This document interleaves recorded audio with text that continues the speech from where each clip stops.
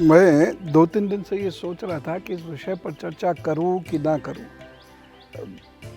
मैं इस विषय पर चर्चा करने को बहुत उत्सुक कभी रहता नहीं, लेकिन बहुत सारे मैसेजेस आए हुए हैं। ईमेल जो है questions.guruji@gmail.com, उस पर भी ऐसे बहुत सारे मैसेजेस थे और मैसेज वही कि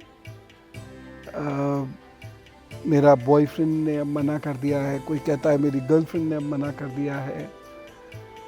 उम्र पूछो तो 15 साल, 18 साल, 21 साल। चूँकि ये मेरा विषय नहीं है, ना मेरी इसमें कोई रुचि रही, लेकिन फिर मैंने ये सोचा कि मैं जिन बच्चों के लिए काम करता हूँ उनके लिए ये महत्वपूर्ण बात है, तो एक बार फिर कर लेता हूँ। अनेक बार मैंने इस बात को किया भी है। जब मैं तेज़ आज तक पर था तब भी, जब मैं इंडिया न्यूज़ पे काम करता था तब भी, एबीपी में भी मैंने 2-3 ऐसे विषय लिए। दूसरे मंचों पर इसकी कई बार चर्चा की और यूट्यूब चैनल पर भी इसकी चर्चा की। तो अब मैं इसकी एक बार चर्चा बहुत सार्थक ढंग से पुनः करना चाहता हूँ। माँ भारती को प्रणाम करता हूँ, आप सब केश गुरु माता पिता को प्रणाम करता हूँ, बच्चों ढेर सारा लाड प्यार और सभी लोगों को राम राम। देखिए, आज का जो समाज है ये काफ़ी खुला समाज है। लड़के लड़कियां साथ रहते हैं, स्त्री पुरुष साथ काम करते हैं और बहुत सारी इंडस्ट्रीज़ तो ऐसी हैं जहां पर स्त्री अपने पति की बनिस्बत कलीग्स के साथ ज़्यादा काम करती है, या कोई पुरुष अपनी जीवन संगनी के बनिस्बत ऑफिस में ज़्यादा काम करता है, अपनी लेडी कलीग्स के साथ ज़्यादा काम करता है। को एजुकेशन है और वो लगातार टेलीविज़न पर देखते हैं, फिल्म्स में देखते हैं, और आजकल तो ये जो वेब सीरीज़ शुरू हुई हैं ये बहुत घातक है। ये उनके अंदर क्यूरोसिटी तो है ही है, साथ साथ अरमान जगाना शुरू कर देते हैं और इस वजह से वो एक ऐसे रास्ते पर चले जाते हैं जिस रास्ते पर पवित्र संबंध नहीं है, पवित्र रिश्ते नहीं है। ये केवल पथभ्रष्ट होने का रास्ता है, ये पथ से पथभ्रष्ट होने का पथ है। दूसरे कि लोगों में भावनात्मक खालीपन बढ़ता चला जा रहा है। कोई बहुत विशेष लक्ष्य है नहीं लोगों के पास, लक्ष्य के नाम पर बस यही है, पढ़ाई कर लेंगे, मार्क्स अच्छे आ जाएं, नौकरी हो जाए बस, और टशन वाला जीवन हो। तो ज़्यादातर लोगों के पास इसके अलावा कहाँ लक्ष्य हैं। लेकिन जिन लोगों के सामाजिक लक्ष्य हैं, जिन लोगों के देश के लिए काम करने के लक्ष्य हैं, उन पे तो वक्त ही नहीं है ये सब सोचने का। आध्यात्मिक पद पर चलने वाले लोगों पर वक्त ही नहीं है ये सब सोचने का। तो मित्रता तो ठीक है, मित्रता हो गई, लेकिन मित्रता से आगे जब चीज़ें बढ़नी शुरू हो जाती हैं और वो भी कच्ची उम्र में, तो वह घातक सिद्ध होती हैं। तो एक और ये खुलापन जिससे अरमान उठते हैं, और दूसरी बात जो भावनात्मक खालीपन है उसको भरने के लिए हम रिश्ते बनाते हैं। भावनात्मक खालीपन से हम मित्रता उत्पन्न कर सकते हैं, उसमें कोई दो राय। मैं कोई बहुत पिछड़ा हुआ व्यक्ति नहीं हूँ, द्वापर युग को अच्छे से समझता हूँ, लेकिन जब हम मर्यादाएं तोड़ते हैं तो ये स्थिति बड़ी घातक सिद्ध हो जाती है। मर्यादाएं नहीं टूटनी चाहिए। जिस लड़के का शुक्र बहुत हावी होगा और अच्छा नहीं होगा, उस लड़के में इस प्रकार की टेंडेंसीज होंगी। शुक्र और चंद्र यदि किसी स्त्री का एक साथ है, समसप्तम है, और बृहस्पति कमजोर है, तो उस लड़की की भी यही स्थिति होगी। अनेक ऐसे लड़के लड़कियां हैं जिन लोगों के लिए रिश्ते की कोई कीमत ही नहीं। प्रेम हुआ, बड़ी पवित्र बात है, बड़ा पवित्र संबंध है, फिर इसे निभाइए भी तो। वह नहीं निभ रहा इसका मतलब, या निभा नहीं रहे इसका मतलब यह है कि दोनों लोग चरित्र से पतित हैं। चतुरान होते तो प्रेम को निभाने की कोशिश करते। ठीक, प्रेम निभाने के लिए ये ज़रूरी नहीं है कि विवाह हुई हो और माता पिता को दरकिनार कर दिया जाए। दो परिस्थितियां मैंने जीवन में समाज के अंदर देखी हैं। एक, जहां वो माँ बाप को परसू करते रहे और आखिर में अंततोगत्वा माँ बाप मान गए। दूसरी जो परिस्थिति मैंने देखी वो ये देखी कि प्रेम जीवन पर्यंत रहा, बात माता पिता की उन्होंने पूरी तरह नहीं मानी, अपनी भी लेकिन नहीं मानी और उन्होंने विवाह ही नहीं किया। ऐसे लेकिन बहुत कम लोग होते हैं, बहुत कम लोग होते हैं। वैसे ज़्यादातर केस में माता पिता मान ही जाते हैं। कुछ थोड़े से केस छोड़ दीजिए जहाँ लोग बहुत कट्टर हैं, अपनी जातियों को लेकर बहुत कट्टर है, गांव क्या कहेगा इसको लेकर बहुत कट्टर है, समाज क्या कहेगा इसको लेकर बहुत कट्टर हैं। क्योंकि कोई कहे तो क्या फ़र्क पड़ता है, अगर आप कन्विंस्ड हैं कि जीवन साथी जो चुना है आपके बच्चे ने वो अच्छा है तो बस अच्छा है, फिर क्या चिंता। लेकिन खैर लोग अपने से ज़्यादा अपने समाज की मानते हैं, वो समाज जो मुसीबत में खड़ा भी नहीं होता। खैर, तो ये चंद्र शुक्र की जो स्थिति है और बृहस्पति यदि उसमें कमज़ोर हो गया और मंगल कहीं भी दूसरे, चौथे, सातवें, आठवें या 12वें भाव को प्रभावित करता है, वहाँ बैठा हुआ है, या मंगल की दृष्टि 7वें 8वें भाव पे पड़ रही है, तो प्रेम होंगे, संबंध अनेक होंगे, लेकिन सब खत्म हो जाएंगे, टिकेगा नहीं। और मान लीजिए दशाओं की वजह से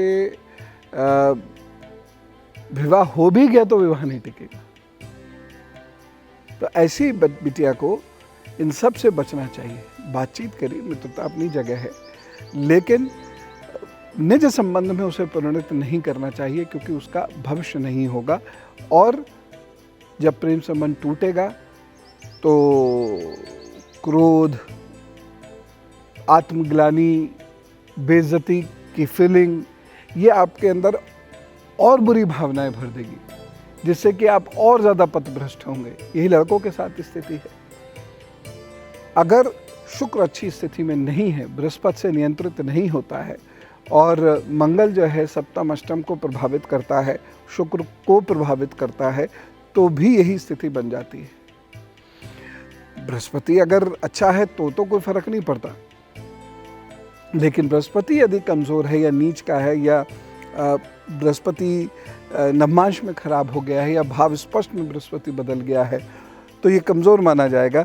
तो ये शुक्र को कंट्रोल नहीं कर पाता, और ऐसे व्यक्ति के अनेक अफेयर्स रहते हैं। वह अपने अफेयर्स को लेके बिल्कुल सिंसियर नहीं रहता। ऐसे व्यक्ति की कुंडली देखकर मैं तुरंत बेटी के माता पिता को मना कर देता हूँ, क्योंकि ऐसे व्यक्ति, हो सकता है बहुत पैसा हो, ये सब हो, वो मैटर नहीं करता। हालांकि कुछ लोगों के लिए वही ही मैटर करता है, और वेल ऑफ होना चाहिए। वेल ऑफ की क्या परिभाषा यह है कि अलग अलग होती है। वेल ऑफ होना चाहिए, लेकिन मैंने सच में बहुत कम बेटियों को ये कहते हुए सुना है कि मानसिकता एक सी होनी चाहिए, मेंटल कॉम्पेटेबिलिटी, इमोशनल कॉम्पेटेबिलिटी होनी चाहिए। ये बहुत कम लोग कहते हैं, जबकि यही कहना चाहिए। तो अगर ये स्थिति बनती है तो ये मान के चलिए कि प्रेम टिकेगा नहीं। मान ले दशा की वजह से ऐसे लड़के का प्रेम विवाह हो भी जाता है, वो चलेगा नहीं, और बहुत दुख और कष्ट देगा, जिसकी वजह से बदले की भावना भी आ सकती है, और आप दूसरे रास्ते जा सकते हैं, गलत रास्ते जा सकते हैं। ठीक, अब इसे ठीक कैसे किया जाए कि ना किया जाए, इस विषय पर अभी चर्चा करता हूँ, लेकिन उससे पहले मैं बात कर लेता हूँ आपकी राशि की।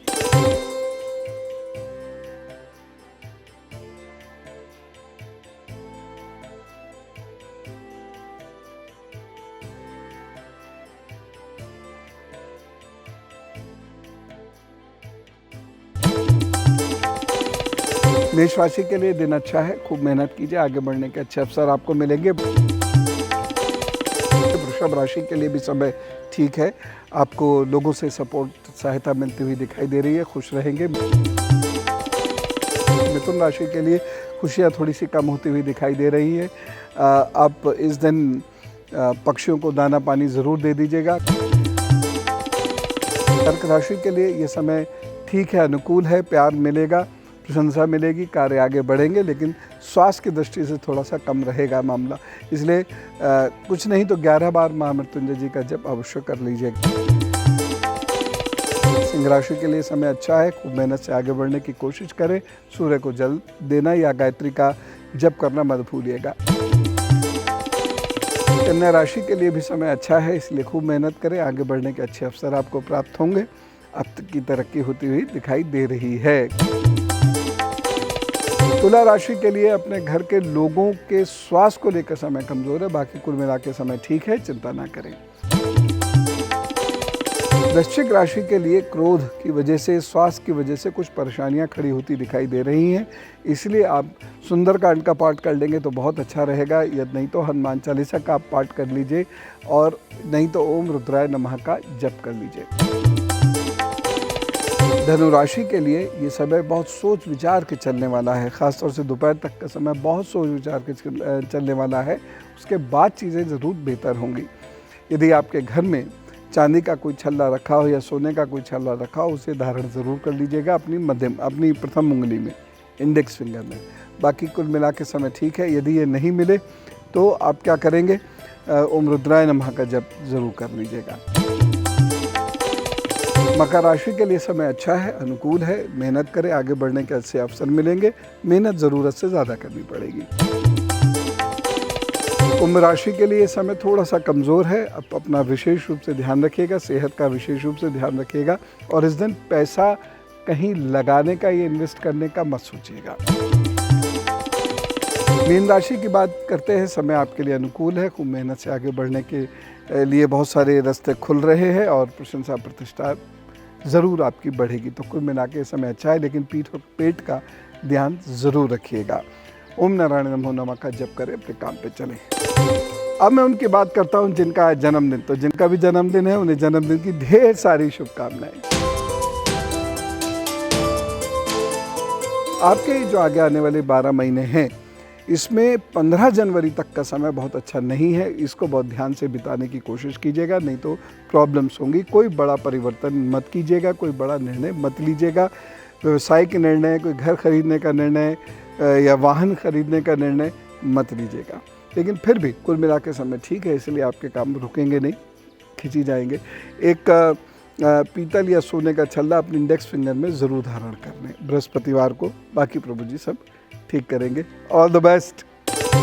अब मैं बताता हूँ, मेरे विचार से उपाय इसलिए इसमें ना किया जाए, भगवान पे छोड़ दिया जाए सब कुछ। प्रभु जी अगर विवाह कराते हैं तो अच्छी बात है, नहीं कराते हैं तो उन्हीं की इच्छा मान के आप अपने रास्ते पर लग जाइएगा। बहुत सारे बच्चे पूछते हैं कि हमारा 20-21 साल का डेट ऑफ बर्थ है, 20-21 साल के हम हैं, और हमारा 5 साल 6 साल पुराना अफेयर है, और अचानक चीज़ें ख़राब हो गई हैं, ये बना रहे, इसके लिए क्या उपाय करें। लेकिन उपायों से बहुत फ़ायदा ऐसे में होता नहीं है। फिर भी आप चाहें तो 1-2 काम कर सकते हैं। चांदी का एक सिक्का चावल के साथ ऐसे व्यक्ति जिससे आप विवाह करना चाहते हैं उन्हें भेंट कर दीजिएगा। ये भेंट सोमवार को करें या बृहस्पति को करें या शुक्र को करें। दूसरी चीज़ है, बाथरूम में कभी भी नंगे पाँव आप नहीं जाएंगे, देर रात तक आप नहीं जगेंगे, और एक लाल रंग का कलावा अब अपने हाथ पर हमेशा आप बांधे रहिएगा, और साथ ही साथ ओम अंग अंगारकाय नमः का प्रतिदिन जप करें। मंगल को 11 मालाओं का जप अवश्य कर लें। तो ये उपाय करने से चीज़ें ठीक होंगी। तो आइए सबके लिए प्रार्थना करते हैं। सर्वे भवन्तु सुखिनः, सर्वे सन्तु निरामया, सर्वे भद्राणि पश्यन्तु, मा कश्चित् दुर्भाग् भवेत्। राम राम, नमस्कार, भारत माता की जय।